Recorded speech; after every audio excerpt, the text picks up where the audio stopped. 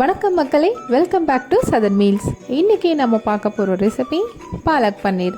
அது எப்படி ஈஸியாகவும் டேஸ்டியாகவும் செய்யலான்றதை பார்க்கலாம் வாங்க. ஒரு கடாயில் எண்ணெய் சேர்த்துக்கோங்க. எண்ணெய் சூடானதும் கட் பண்ணி வச்சுருக்கிற பன்னீரை சேர்த்து ஃப்ரை பண்ணி எடுத்து வச்சுருங்க. பன்னீர் முன்னாடியே வறுத்து வைக்கிற மாதிரி இருந்தால் வறுத்ததும் சுடுதண்ணியில் போட்டு வச்சுருங்க. அது நல்லா சாஃப்டாயிரும். இல்லைன்னா டைரெக்டாக ஃப்ரை பண்ணிவிட்டு ஸ்ட்ரெயிட்டாகவே கீரையில் சேர்த்துருங்க.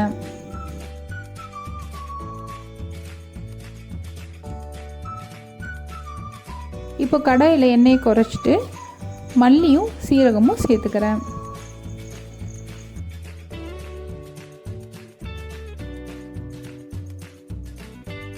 அடுத்து முந்திரி பருப்பு சேர்த்துக்கோங்க. நல்லா வணக்கி விடுங்க. இஞ்சி, பச்சை மிளகாய், பூண்டு சேர்த்துக்கோங்க. எல்லாத்தையும் நல்லா வணக்கி விடுங்க.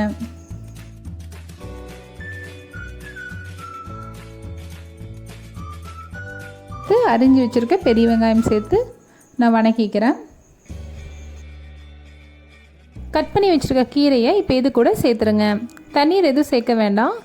நீங்கள் வெறுமனே கீரையை வணக்கி விட்டு வேக வச்சு எடுங்க.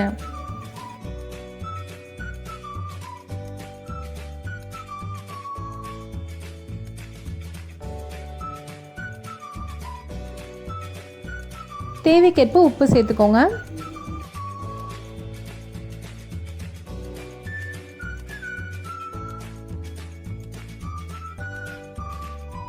கீரை நல்லா வணங்கின பிறகு கரம் மசாலா தூள் சேர்த்துக்கோங்க.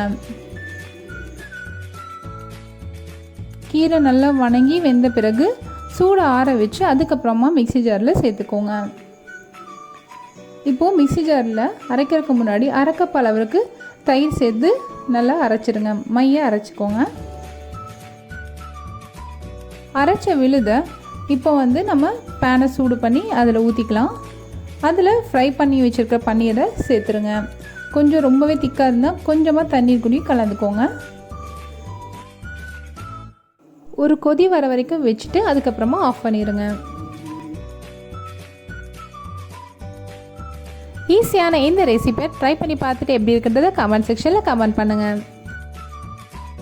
என்னோடய வீடியோஸ் எல்லாம் உங்களுக்கு பிடிச்சிருந்தால் லைக் பண்ணுங்கள், ஷேர் பண்ணுங்கள். மறக்காமல் சதர்ன் மீல்ஸ்க்கு சப்ஸ்கிரைப் பண்ணுங்கள்.